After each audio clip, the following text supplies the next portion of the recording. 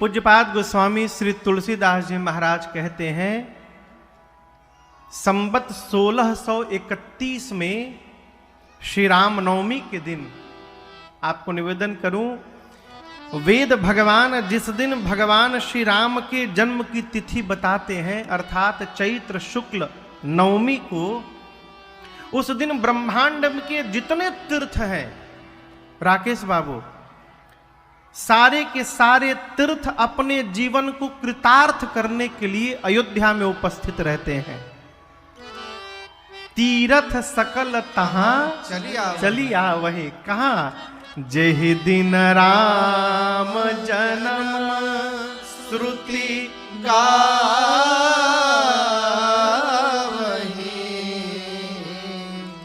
जिस समय सारे तीर्थ अयोध्या में उपस्थित हुए, मंगलवार का दिन, श्री राम नवमी के दिन, ठीक दिन में 12 बजे रघुनाथ जी अवतार लिए और ठीक दिन में 12 बजे गोस्वामी तुलसीदास जी महाराज इस मानस को लिखना प्रारंभ की।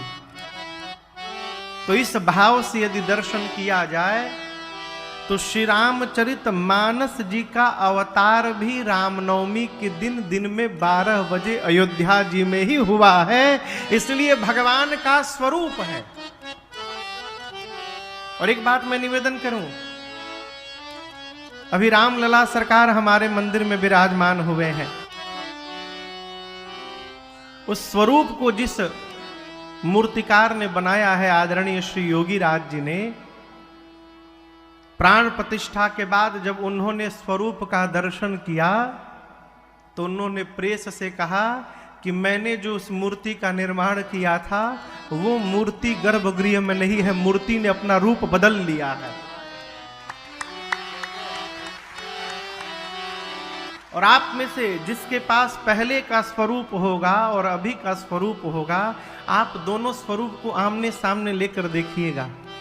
आंखें बदल गई हैं, ये गाल बदल गए हैं, ये हिस्सा बदल गया है, भगवान की मुस्कुराहट बदल गई है।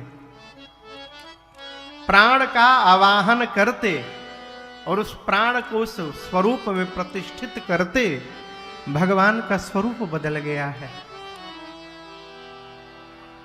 जो भी उस स्वरूप का दर्शन करेगा, ऐसा है कि उसका भी स्वरूप बदलेगा।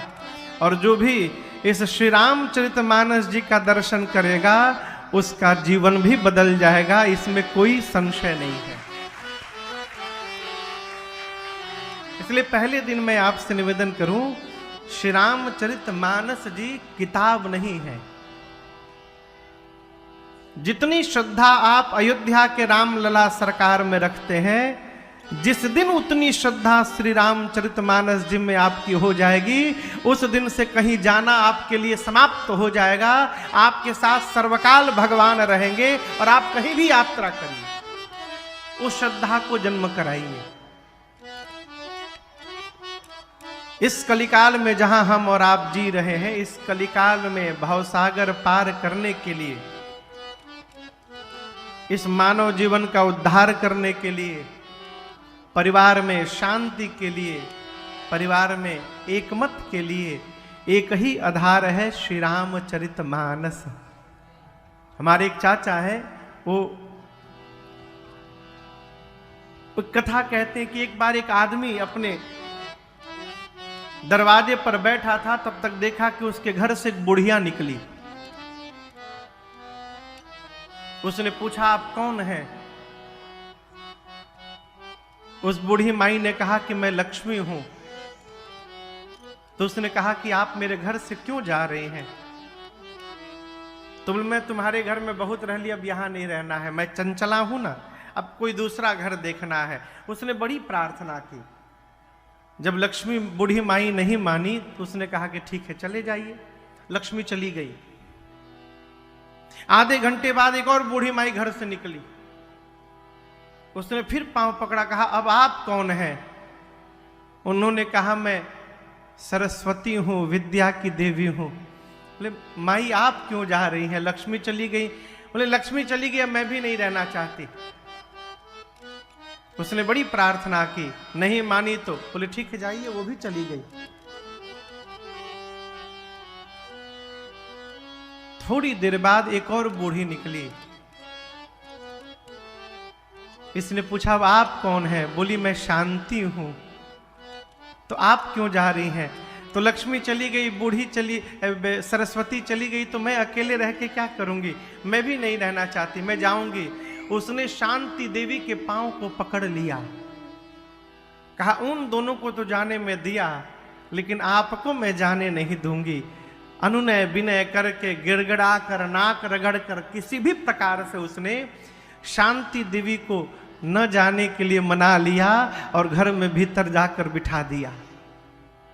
थोड़ी देर बैठा रहा, तब जब देखा कि ये तीनों लोग आपस में प्लानिंग बना के गए थे कि एक एक करके निकल तनी जा, और कपरवार घाट मोड़ पर जाके बैठल जी, वही जैसे गाड़ी से जाल जी के संग है।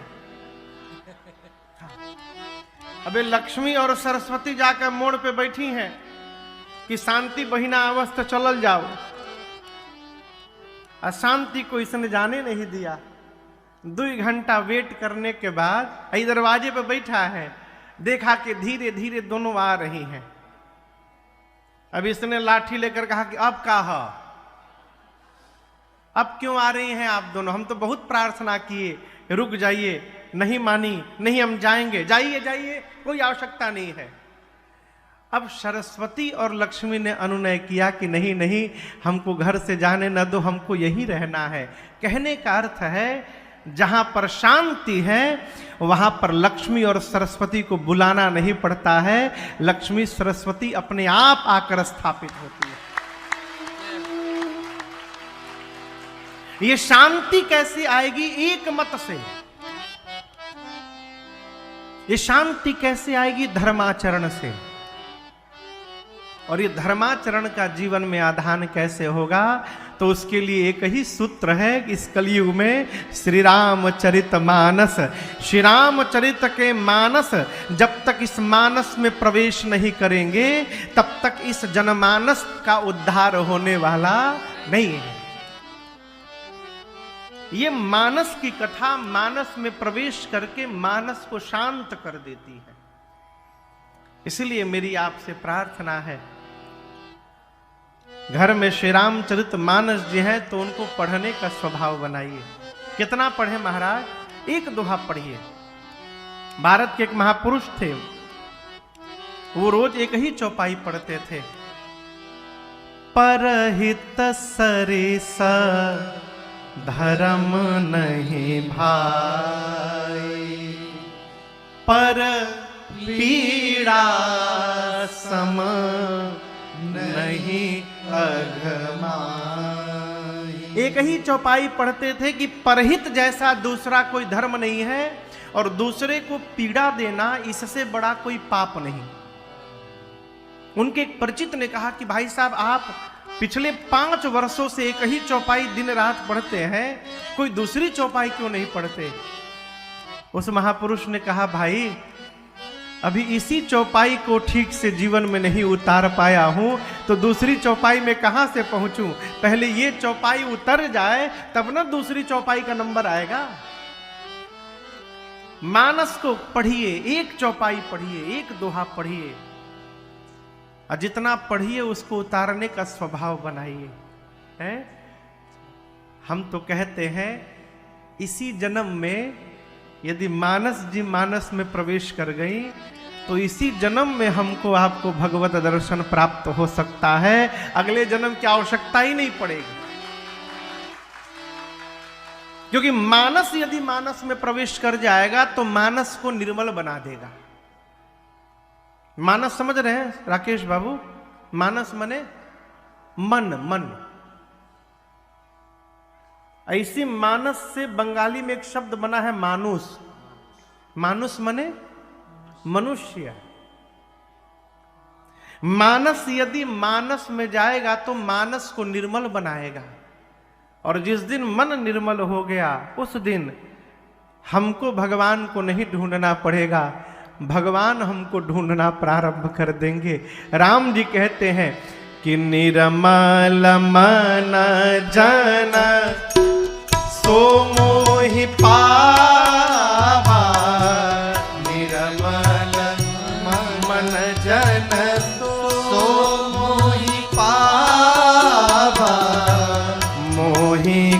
कपट छल छिद्र न भावा, मोहि कपट छल छिद्र न भावा। अग जगमय सब रहित विरागी, अग जगमय सब रहित विरागी। प्रेम ते प्रभु प्रगटै